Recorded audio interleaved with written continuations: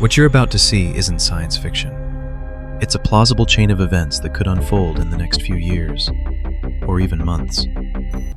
A single miscalculation, a drone strike gone wrong, a cyber attack that blacks out a city, and suddenly, the world as we know it ends. This is what happens if World War III begins. For decades, we've been told nuclear war means mutually assured destruction. Nobody wins. But today's reality is different. Hypersonic missiles, AI-directed drones, cyber weapons that can cripple entire nations without firing a shot, and leaders who are willing to gamble everything. It's 2027. Tensions over Taiwan have been boiling for years. China launches massive military drills, the largest ever. A U.S. carrier group sails through the Strait in a show of force. Then, a Chinese fighter jet clips an American reconnaissance plane. Both sides claim the other fired first. The evidence is undeniable. The allegations are baseless. Within hours, anti-ship missiles streak across the sky. A U.S. destroyer is hit, dozens dead. Washington declares it's an act of war. Beijing calls it self-defense. And just like that, the dominoes fall. Or maybe it's not Taiwan. Maybe it's a massive Russian breakthrough in Ukraine, pushing to the Polish border. Article 5 has been officially activated. This is a global alert. Ensure all protocols are in place. Or an Israeli strike on Iranian nuclear facilities triggers a regional firestorm, pulling in the US, Russia, proxies everywhere. The point is, the spark can come from anywhere. But once it's lit, there's no putting it out. Day 1. Cyber attacks cripple infrastructure. Power grids in Europe and the US East Coast go dark. Satellites are blinded or destroyed. GPS fails. Stock markets crash. Trillions wiped out in minutes. Day 2. Massive conventional forces mobilize. In the Pacific, Chinese amphibious assaults on Taiwan begin. US and Japanese forces engage. Air battles over the Strait become the largest since World War II. Submarines hunt each other in the depths. Carrier groups exchange missile salvos at ranges never seen before. In Europe, Russian armor rolls west. NATO air forces scramble. F-35s versus Su-57s in skies over Poland and the Baltics.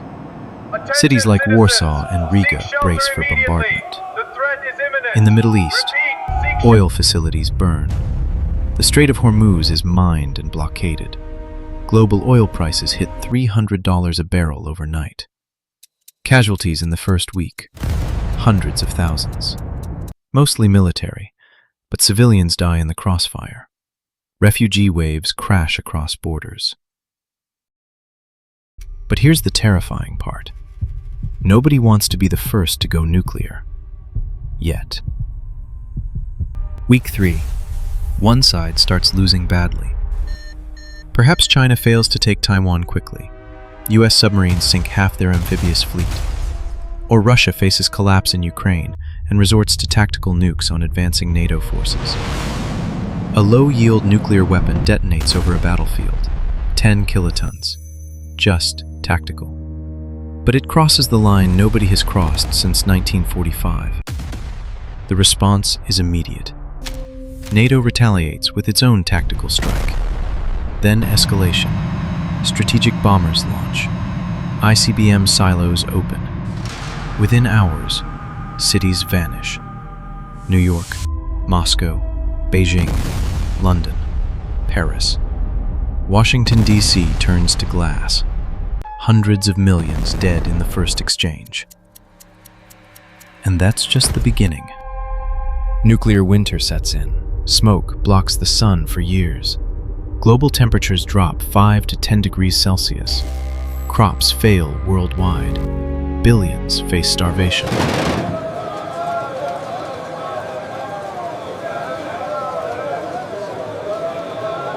Radiation poisons water supplies. Civilization collapses in weeks. Governments dissolve.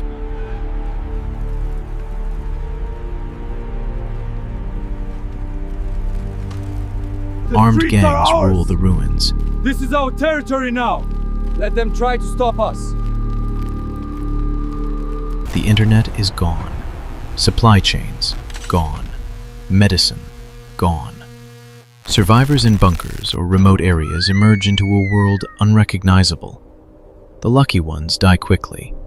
The rest endure decades of suffering. Economies wiped out. Trillions mean nothing when money has no value. Endure decades of The global suffering. population could drop below 1 billion within a generation. So, is this inevitable? Not yet. But every day the risks grow. Proxy wars, arms races, leaders playing chicken with apocalypse. The technology to destroy ourselves has never been more advanced.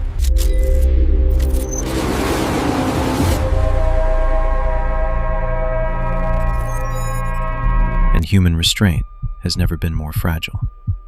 The real question isn't, what if World War III starts?